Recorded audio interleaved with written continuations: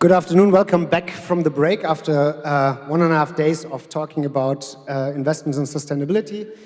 It's my pleasure to welcome you to the Asset Manager panel. So I'm surrounded, I will introduce myself in a second, I'm surrounded by representatives of the asset manager industry. Antoinette Hunziker-Ebneter from Forma Futura, Rachel Whittaker from UBS, Roland Hengerer from Robeco Sam, Alexander El Alawi from Salm Partner, and Max Martin from Lombard Odier.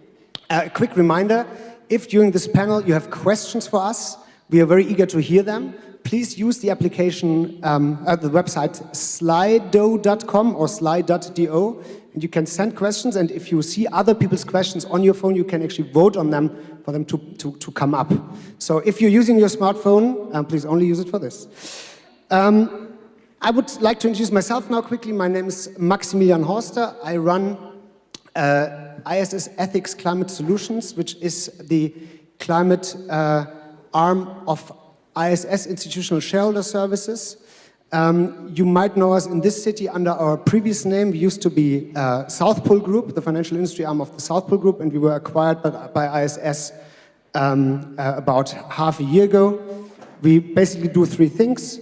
We help investors understand what climate change means for their investments and how their investments impact the climate.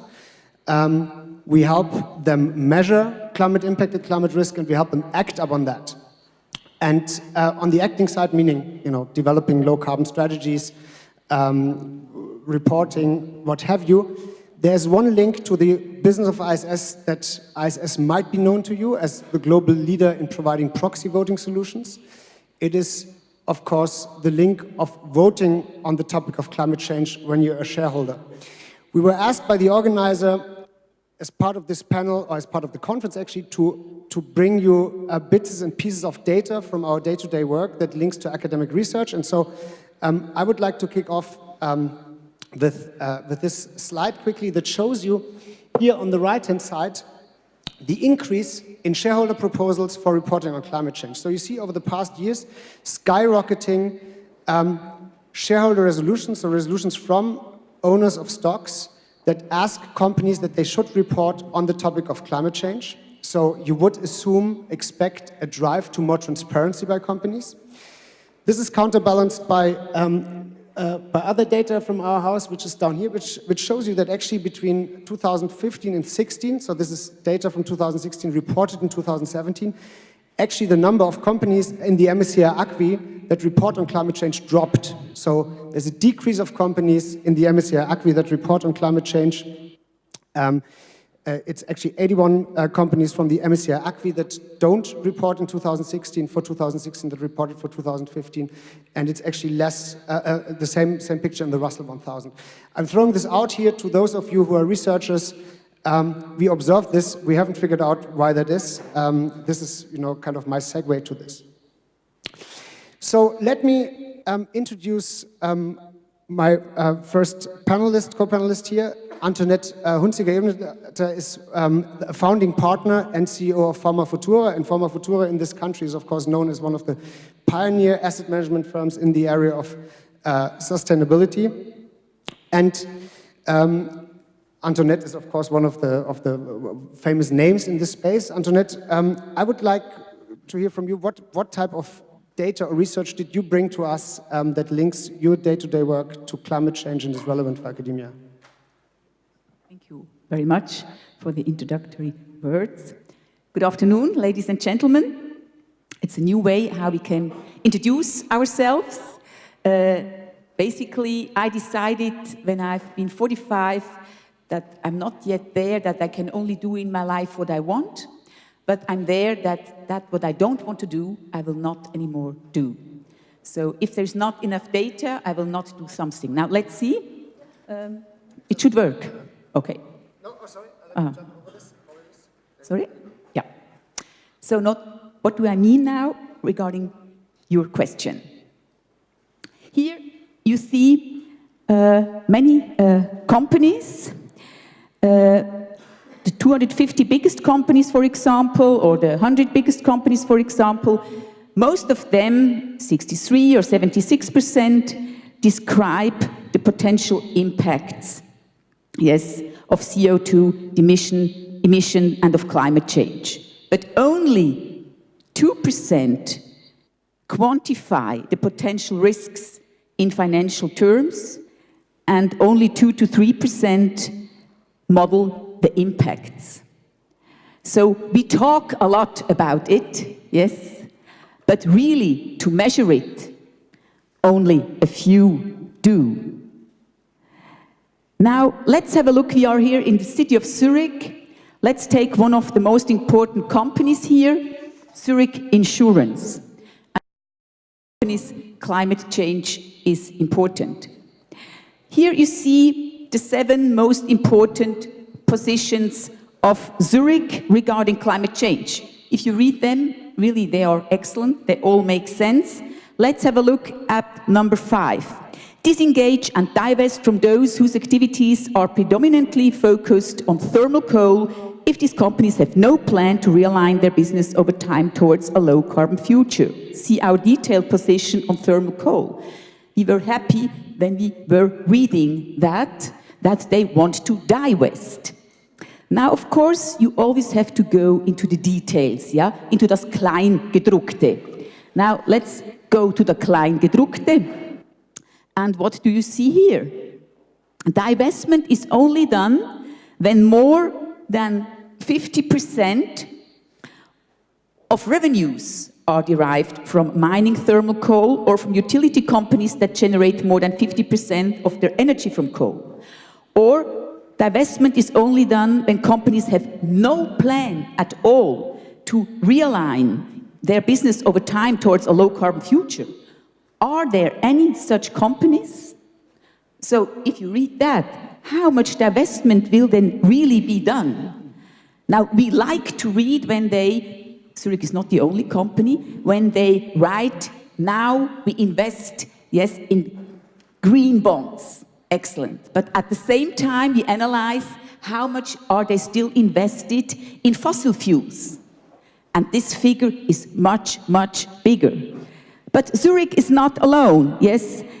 You see here the figures, Zurich in fossil fuels, 3.69 billion. Then you see an Allianz with 59.03 billion. You see the same with AXA. So they talk about divestments, but they don't put measurable goals. They don't put a timeline. So if you only read it, yes, we are happy. And that's how I would like to introduce ourselves. For us, one of our values is respect for human beings and nature, and to be transparent. Yes, to be really transparent, and we need to see the true interest and commitment of the companies, and we do interviews with top management of the companies to find this out. We do not only read these nice sentences. And that's really, for me, very important. The risk of stranded assets, we have never invested in fossil fuels since the start, since our start 10 years ago. This was also good for the performance, of course. But when we talk about general risk assessment, so let's really go deeper and define it and be exact. And this engagement with the companies, to really find it out and to have the courage to say no, that's how I would like to introduce ourselves. I think this is very interesting, and it shows of course, the meaningfulness of research and of diving deeper. At the same time, shouldn't we also applaud these insurance companies for at least starting? So are we not too harsh in in picking out those that at least make some statements, and then highlight them rather than highlighting those that maybe don't do anything? Absolutely. That's also why they have to realize many goals, and climate change is only one of those goals, one target or one criteria. And of course, we are happy if they have as a goal to invest 3 billion in green bonds. Yes. Currently, they have invested 1 billion. But at the same time, they have invested over 35 billion in fossil fuels. Then somehow you have to mention this as well. It's a good start. It's excellent. I'm happy that these assurances and reinsurances also really start. But we have to go deeper, yes. and we have to look at the whole truth and the whole reality. We cannot be happy with just one sentence. It has to be integrated. It's a good start, but let's go deeper. And I think it brings up another topic, which is pace, right? So the pace in which companies, or in this case, a company and an asset manager or insurance company is integrating topics like climate change and tries to reach certain targets. We set the bar high, also because there is so little time left to wait. Absolutely. And we have to go as fast as possible, yes, because of the next generations. And for good luck, they started and we discussed it with them. And they also come to us and want to learn how to define sustainability and how to analyze it. So thank you very much. So this is, I think, a very interesting example of a very committed and holistically, set out outfit around the topic of sustainability. Let me turn to Rachel Whittaker, who represents here, in the widest sense, a global bank, UBS, but is a sustainable investment strategist at the CIO's Wealth Office. She started her career as a sell-side analyst, worked at Merrill Lynch, Morgan Stanley, Mercer, Robeco Sam, and now she's here and brought us maybe a piece of information, data, or research to share with this community of practitioners and academics. Well, whereas we've just heard some of the finer details, I'm going to look more at the bigger picture. And I want to highlight a number which reflects investor interest in themes like climate change. And that's that a fund that UBS launched in 2016 raised $1.5 billion in the space of 1.5 years.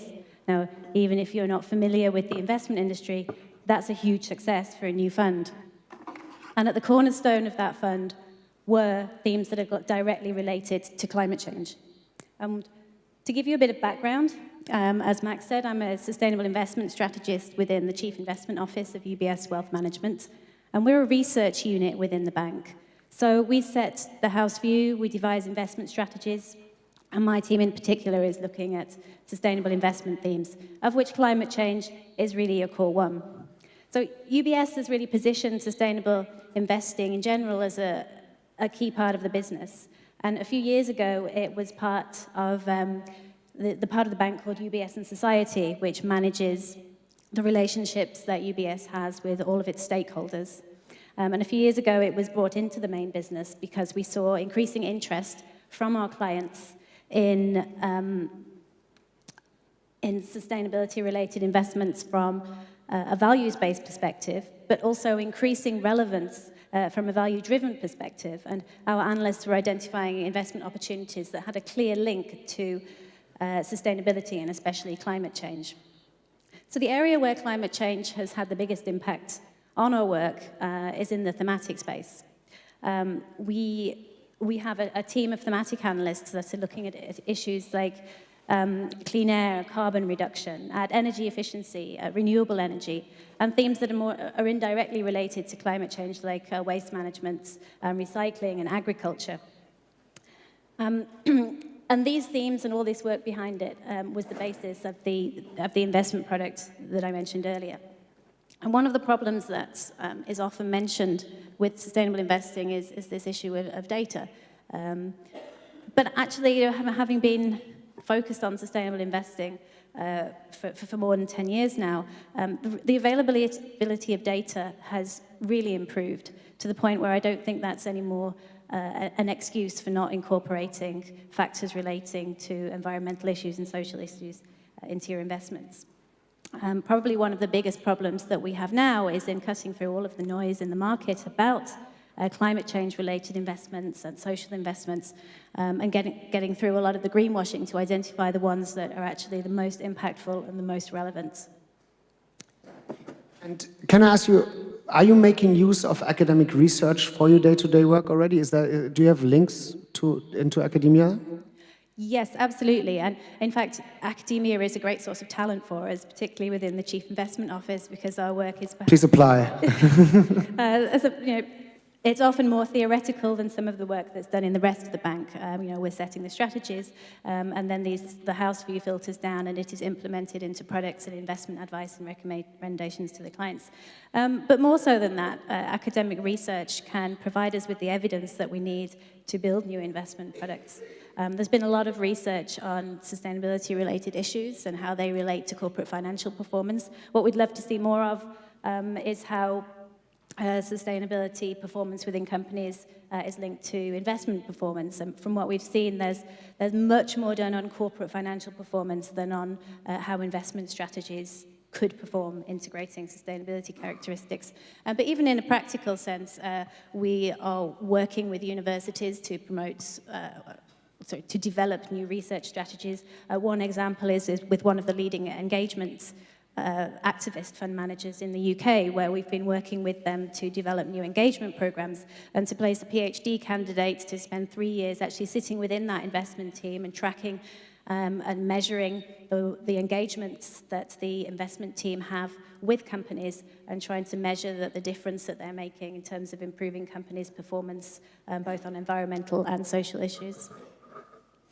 And can I ask you, given that you're working in the private wealth area, how does your typical client base differ from institutional investors out there? So you are servicing families, individuals, and not so much pension plans as we saw on the panel before. What's the difference there, and how does that link to climate change? Mm-hmm. I think what we see with private clients and private wealthy families and family offices is that there's much more of an emotional link to many of these issues. And our clients feel very strongly about climate change and the impact that it's having today as well as in the future. In particular the family offices, this is something very important. They're thinking about planning for next generations. So when they're thinking about this, it's not just from the investment perspective. They are looking for returns. They still have to protect and grow their wealth. But the emotional side of it is a much stronger piece than it is in the institutional space. Interesting. And, as I keep going introducing to the panelists, please do comment on what we heard. So, the provocative statement, we have rather too much data than too little, so data no longer a place to hide. The emotional aspects of investing, maybe the very, very passionate approach that you heard from Forma Futura. Also, for you, please do send questions in. I do check my app here and there, and I see there's nothing there yet. So slido.com, send us your questions. And with that, I would like to move over to Roland Hengerer. Roland is the sustainability expert for the energy sector at RobecoSAM. RobecoSAM, of course, being, among many things, the home of the Dow Jones Sustainability Index, for which Roland is also responsible for the methodology. Every single person on this panel is triple as smart as I am, and with Roland, that shows by the fact that he has a background as an atomic and semiconductor physicist, and he wrote his PhD thesis at ETH, which I hear is a okay university next door. Thank you. Roland, over to you, and I think you brought us some data as well that you want to... Maybe first to start with, for those who don't know RobecoSAM, the name SAM stands for Sustainable Asset Management. So we've been doing this for more than 20 years now. And it has been mentioned yesterday already that all investment has to be sustainable, not in the future, but today already. And again, we've been doing this already for roughly 20 years. And Robeco just is the name of our parent company now, a Dutch asset manager. But we also are the organization behind the Dow Jones Sustainability Index, which means we not only look at climate change, but a whole other range of other aspects connected to ESG. But coming from this background also, we look at climate change not only from one dimension, which is carbon emissions, but a much broader approach. And what I've shown here is basically the 4 parameters we look at for our environmental footprint. Thanks. That we apply to all our investments. So we're not only doing this for thematic investments, but for all investments. And we're looking at greenhouse gas emissions, obviously, but also on overall energy consumption, waste generation as a proxy for embedded greenhouse gases also in materials. and water use, because the physical risk connected to climate change obviously is much more on the water side than on carbon emissions, which is more a regulatory risk or a price risk.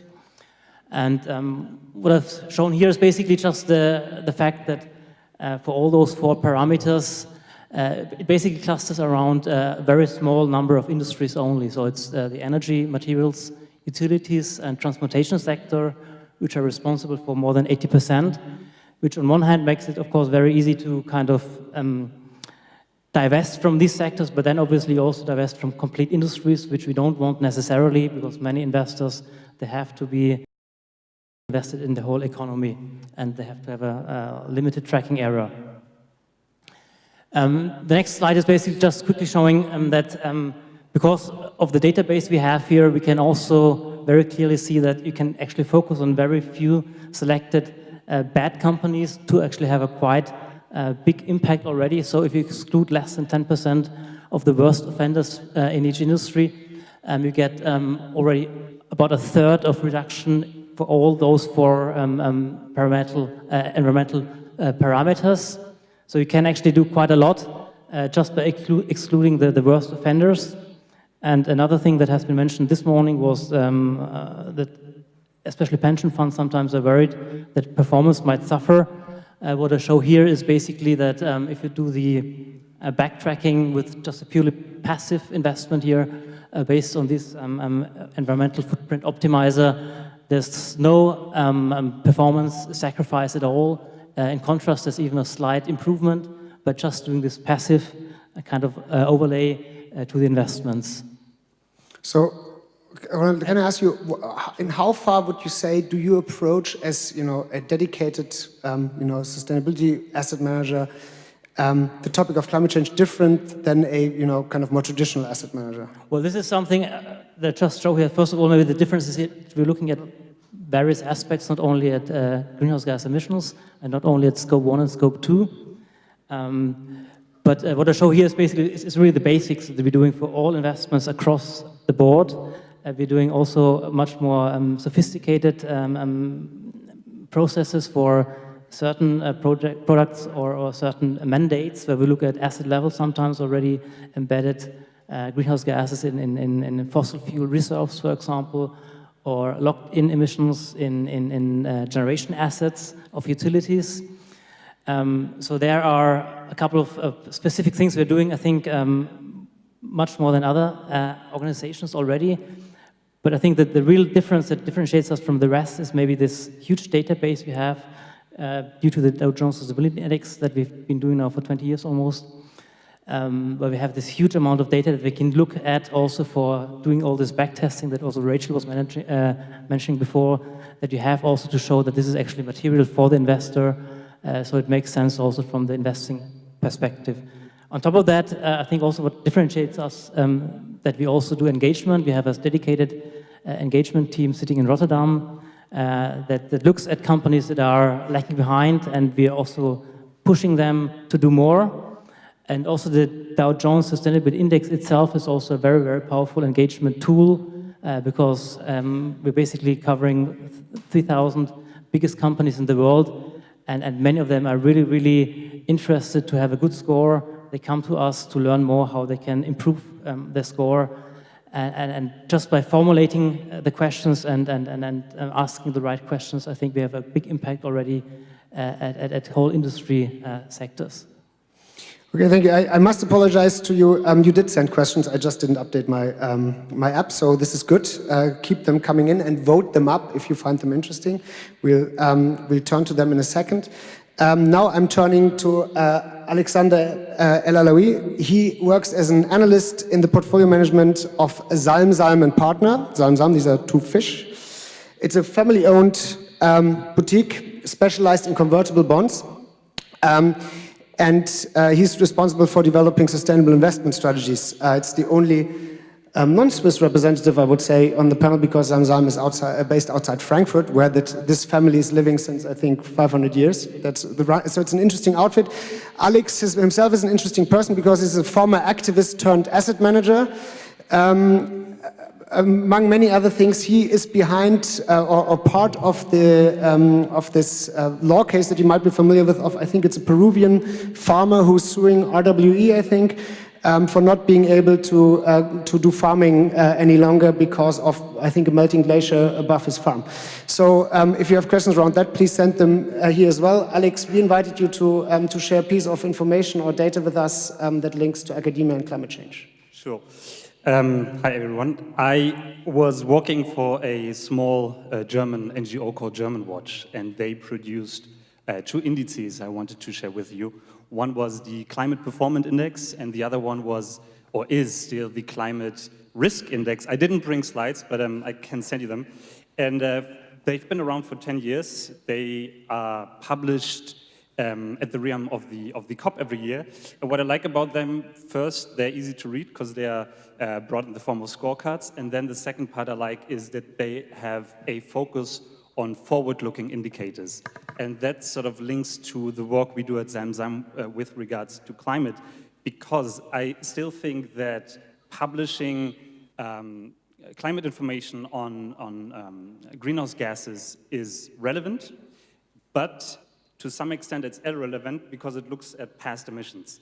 And to me, looking at past emissions is not that practical in terms of managing a portfolio. What we then do is look at forward-looking indicators, and by that I mean we sort of try to cover a whole branch of different scientific research brought forward by different NGOs, think tanks, and others. I mean, many of you around here, we use, for example, analysis from the 2 Degrees Investing Initiative, from the Simport project, from Influence Map in the UK, from the Clean 200 list.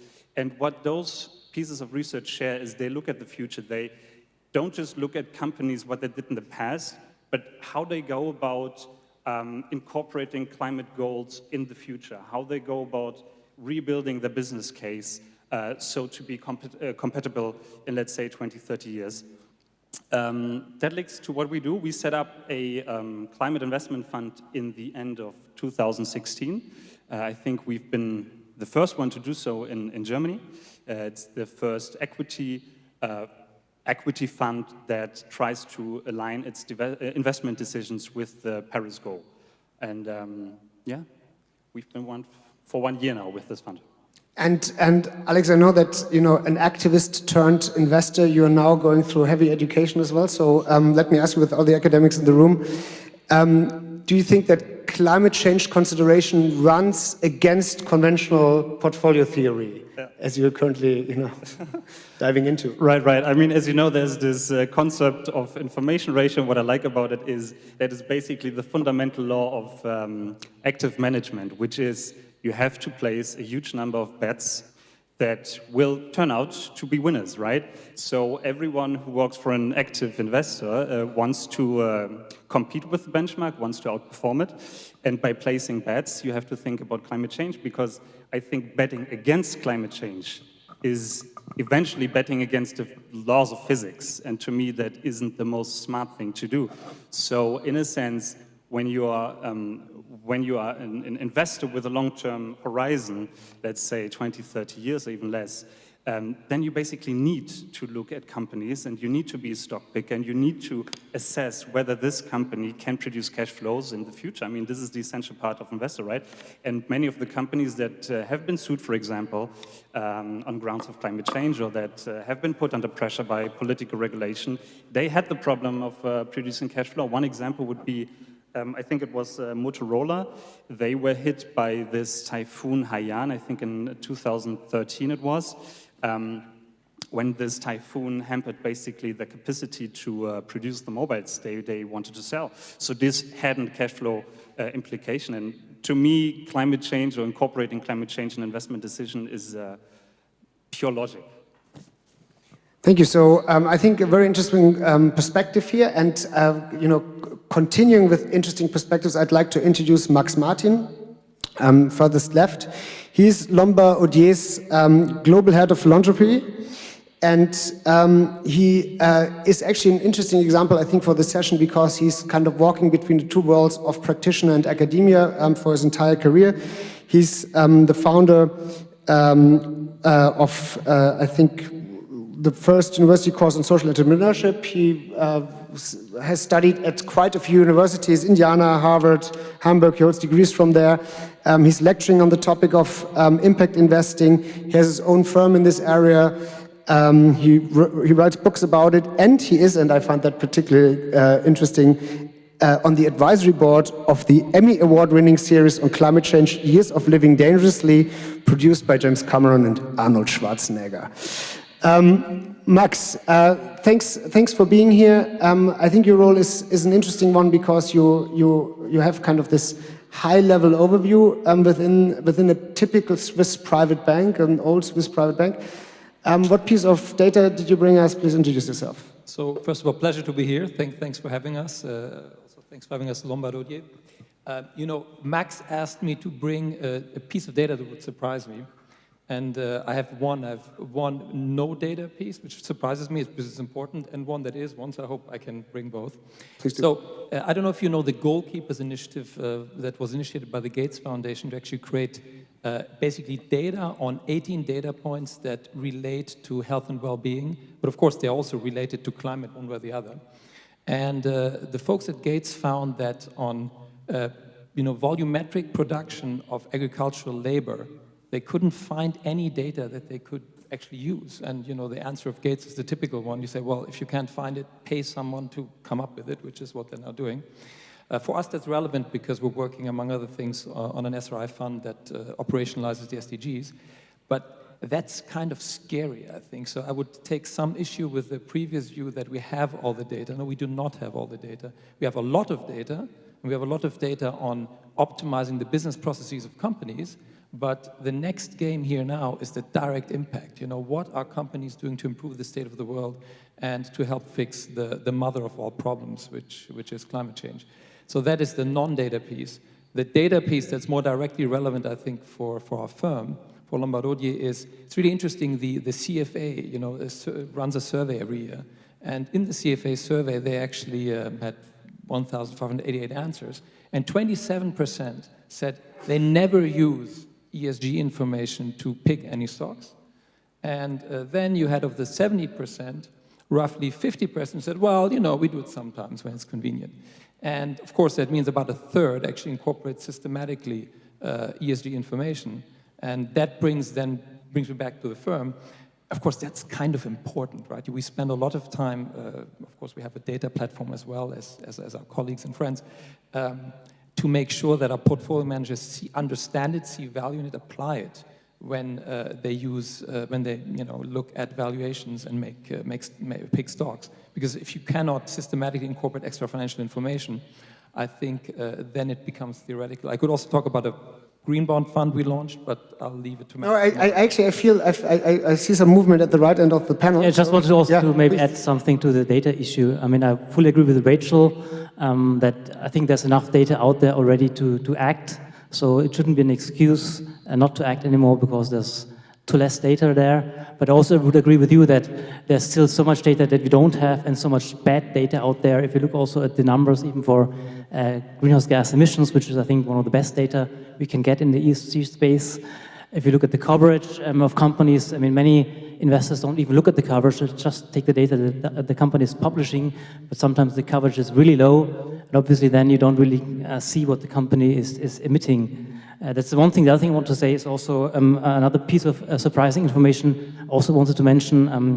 I just ordered a book called The End of Accounting, written by one of the experts in the accounting field, a professor from New York. And they wrote that of all the data that is used by financial analysts, only 5% actually comes from financial statements from companies. So basically, financial statements are almost useless if you look at the value of a company on the stock market. 95% of the data is coming somewhere else. Very often it's probably still kind of guesswork, but I think that's also our job to standardize these data on intangible factors, to be clear and open about them, and to find a way to be much more transparent how to use this data. So there's a huge, I think, room for improvement on the data side as well. Thank you, and I would like to now pick up some questions, but I would like to direct the first one to Max and combine it with another field of activity of yours. So the first question that we see here that has been voted by 5 people up, so this is how Slido works, in case you weren't here in the morning. Larry Flink from BlackRock recently issued a statement urging companies to be socially responsible, I guess. As sustainable asset managers, what's your take on this? And I would like to link this to yet another interesting activity that you've done with the International Red Cross, the Humanitarian Impact Investment Initiative, if I got that right, that happens more in the private markets. And maybe you can weave that in. We're very happy to. First of all, I think it's great. I didn't know that he had changed his name recently and added an L, but he's very hard to type on these machines. Level of ambition. I think it's fantastic because at the end of the day, if you think about it, there is a group of, I would say, pure play, certainly sustainable asset managers, such as friends here on the right from my perspective. And then there are more generalist asset managers, such as Lombardodi. We manage about 250 billion, have been active in SRI since 1997, so are very serious about it as well. But this is really changing the ballgame, because if you now then factor in that the Principles of Responsible Investment recently informed all its members that by 2020, 50% of assets will have to be managed according to SRI strategies. We'll have to see what that means in detail, right? But that basically means the ante is now being upped very clearly. So I think it's very positive, because what it does, it will create the perfect storm for the laggards. And if you look at how innovations are disseminated, and here I'll put on my academic hat for a second, what they have to do is you have to demonstrate comparative advantage. So we need to show there's at least risk mitigation, better alpha, right? They have to be culturally acceptable. So investors have to want this. This is increasingly the case. And the institutional side, partially compelled by regulation, but why not? No problem. On the private side, as Rachel mentioned, definitely driven by clients. We see that as well. Very positive. And then it has to be pilotable trial. We have to show it.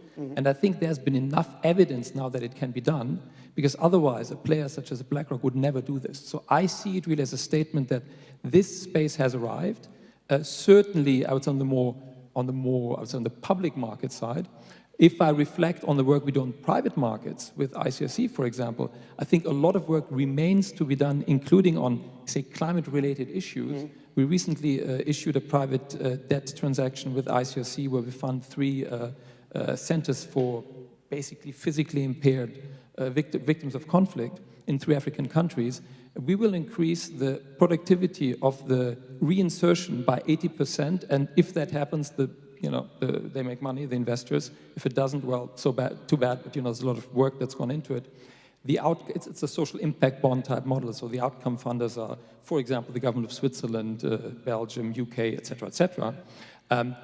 These kinds of things need to be done as well, because I think as much as we have to do a lot more on, I would say, core climate strategies, as they're being discussed yesterday and today, the broader playground, the sandbox, are really the Sustainable Development Goals. And that means we have a lot of other things to tackle as well that, in fact, also will create positive externalities or feed into solving the climate problem. With potentially 375 million climate refugees in 10 to 20 years around, these kinds of things matter as well. Okay, so putting climate change into the broader context of other issues, and I think you wanted to comment on the social investor as well. Yes, it shows that the holistic approach is important. You mentioned the increasing inequality between the rich and the poor, the problem of the water, the problem of the nourishment, and how the people who lead companies, on what values do they lead the companies. And we cannot only look at quantitative figures, but also at qualitative data. And I think the next generations, who part of them are also sitting here, who will found and lead companies, you want to have meaningful content of your work.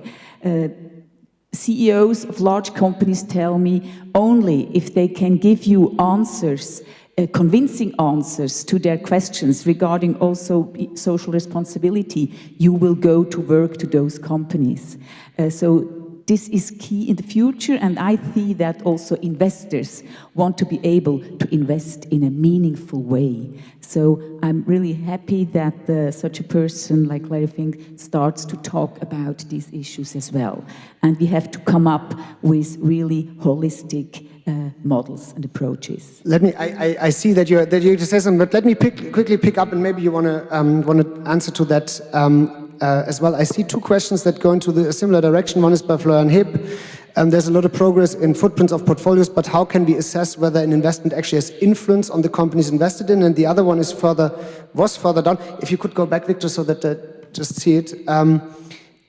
I can't see it now, but it was. There was a question on that, I think that was geared towards you, that trading stocks on secondary markets and investing them or not investing them, how does that have impact? Here, this one. How does divesting impact management? And so you know, is there an impact in equity markets? I think is the underlying question. I would like to give this to Roland, if I may, even though you're asked here. Because I think that's a very fair question, and obviously if you're directly investing into a project, the impact is much more direct and much more obvious. If you invest in the stock market, yes, it's basically investing in existing assets already, so the direct impact is maybe not there as clearly. However, I think there's a very big indirect impact on various routes. First of all, obviously, it raises the bar overall. But what we see, for example, is that increasing number of companies also have management incentives for the CEO directly linked to climate change issues, or even sometimes to the Dow Jones Sustainability Index. And there we see really once the salary of the people somehow is directly affected by a metric that is linked to climate change, there's a huge impact and also a huge drive in the company to improve on this. So I think it's maybe less impact directly on project sides, but really in the motivation of people that we see, especially if it's on the senior level. I would like to give you a chance to comment on that, and also there's one question directed to you, which asks about climate neutral funds at UBS, and so how many climate neutral mutual funds does UBS have for individuals and families, if any? So climate neutral would probably mean to either offset or to invest maybe into something that reduces emissions. I just want to carry on this kind of Sure. impact question first, because I think this is a very key question in the sustainable investment industry today. And if you go to an impact investing conference, you'll see, or you'll hear very, very long conversations about definitions and terminology, and you know, it can really cloud the issue. But I mentioned noise earlier. Noise doesn't just relate to the volumes of data that we see today, and we definitely don't have all the data. What we have is a lot of data and very hard to find the usable data, and we have to cut through all of this.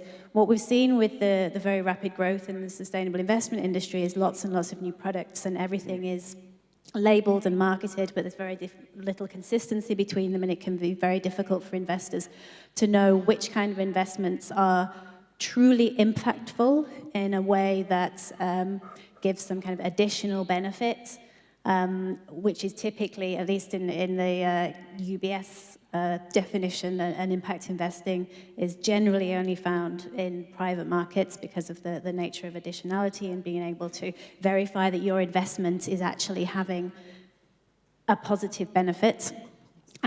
But we do see some ways that investing in the secondary markets can be impactful, and one of these is through engaging with companies and trying to, as I mentioned earlier, trying to measure the impact of that. And we have a PhD student trying to measure the impact of our engagements. So there are ways of doing that, but really understanding whether an investment is more about aligning with values and sending a signal versus generating a real tangible benefit can be quite difficult to do. On the question about UBS and funds, I don't see it anymore, but it got voted down. I think you're off the hook here. Well, it's not really a number of funds isn't really the right answer, because a large part of our business is advisory, and so we're working directly with clients to help them invest not just in funds, but also in single securities in the way they want to. So that might be looking at investing in some sustainable funds, either from UBS or with third parties. We have a shelf of approved, externally managed funds that our clients invest in. but they can also look, we also advise them on their own portfolios of single securities that they hold and whether they want to have low carbon portfolios they can do, but that's client to client relationships. So, I mean, it's very interesting. I feel how the topic of do we have an impact or not is electrifying the panel. I saw that you wanted to... Fully agreed. I mean, it's the same thing with divestment, right? It basically had no impact in the sense that you were moving around existing money. But I think the most important thing about divestment and social investment is that it creates a new type of narrative that helps people engage in these topics. I mean, with the divestment movement, for example, when I think it started 5 years ago, 1 year later, even President Obama put this word in his mouth. Leonardo DiCaprio financed a small NGO in Germany to help them increase their pressure on the Norwegian pension fund. So the impact of narrative and language, I think, is very crucial in this topic. And then the other thing is, when you look at sustainable finance in Germany, for example, it has been around for more than 20 years, and it didn't move that much of the market. Still, it's a niche market in Germany, 2.5%. But this whole thing changed with the climate topic. When the discussions of divestment and green reinvestment emerged in Germany 3 years ago, it basically gave this sustainable investment topic a whole new spin, because I think one thing that separates the climate topic from others is that it adds on the perspective of materiality. Climate impact is material to investors, whereas other topics might not be as material. And I think this really helped growing the market. And you can see this, there is a study, I think, by Novetic, the French label, sort of green SRI label maker. Yeah, exactly. And they said basically that when you look at the net inflow of capital in green products, it has been actually climate funds that benefited from this market move in the past 3 years. Still, it's a niche, but it's the fastest growing. And I think this is precisely because of the thing that, A, it's a new narrative, it engages people, and second, it adds this perspective of materiality, I think, that we haven't seen before. So now we have, I see that the two of you want to quickly comment. Please comment within half a minute each, because we are at the end of our time. Okay, thank you. One quick point, also linking to the previous panel on central banks. We talk a lot about engagement, divestment. Of course, that's absolutely critical, and I agree, good that the narratives are getting better, that the methodologies are there. But I think what we must not forget is also we need to build more solutions at scale so that actually a central bank can invest in them. And then we're now really definitely in the space of private markets and incentives, governments putting money out, et cetera, et cetera. So that needs to be, I think, as prioritized as much as the other two, because otherwise we have a demand push, but we don't have the supply, essentially. Interesting. So, like what?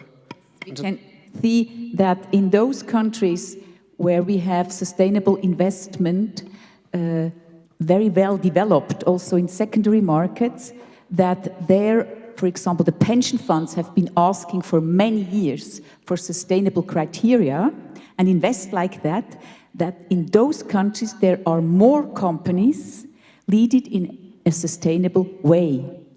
For example, in those countries, the managers already have the cradle-to-cradle principle for the development of their products and services, and in others not. So the demand is very important. And when I do an interview with the CEO of Nestlé, he tells me when there are the investors or the consumers want this transparency in GMO, then we will do it. So the demand of the money and also of the consumers is absolutely key to enforce, to also basically bring these managers to the idea that they can develop their business in a sustainable way. I can really see it in the last 10 years, how we could approach further. And I think this brings it nicely back. The voice of the investor at the corporate level is being heard. We talked a lot about things that we wanted to talk about. We only, you might have seen that, covered the topic mostly from an impact perspective. The risk side, we only touched a little bit, would be a theme for another topic. Also, we wanted to finish on each of the panelists saying something about the research needs that they have from academia. Unfortunately, we don't have the time for that, but let me tell you, the work of this center is fantastic and central to everything that we here at the panel need to achieve our own targets. Thank you very much. Let me thank the panel. Let me thank you for the questions. I hope those questions are locked somewhere so that we can maybe answer them one by one. I think they were all fantastic. Thank you.